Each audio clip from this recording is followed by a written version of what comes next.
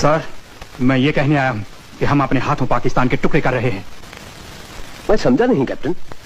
Sir, दुनिया की कोई भी सरकार मुल्क के लोगों को डरा धमकाकर हुकूमत नहीं कर सकती। ओह, तो आजू मिन्नत से कर सकती है।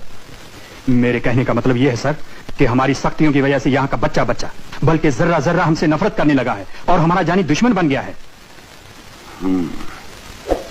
इन हालात में हमें क्या करना चाहिए कैप्टन? मुल्क की बागडोर मुल्क के नुमाइंदों के हाथों में सौंप देनी चाहिए। ओह, फिर क्या होगा? मुल्क के टुकड़े नहीं होंगे। सुभान अल्लाह। कैप्टन, तुम्हें तो इलेक्शन लड़ना चाहिए था, लीडर बनना चाहिए था। Have patience. हाँ तो कैप्टन, आज हुकूमत की बागडोर किस नुमाइंदे के हाथ सौंप दी जाए जिससे वतन के टुकड़े भी ना हो और हमारी हुकूमत का नाम भी बदनाम ना हो? अवामी लीग के हाथों में। मगर अवामी लीग और पीपल्स पार्टी एक दूसरे से मुत्तफिक ही नहीं है। ये तो सिर्फ हमारा कहना है सर। जैसे कि हमने बंगालियों पर तोहमत लगाई है कि वो सच्चे मुसलमान नहीं हैं, हालांकि खुदा गवाह है कि हमने लोगों को इबादत गाहों से निकाल निकाल कर कत्ल किया है।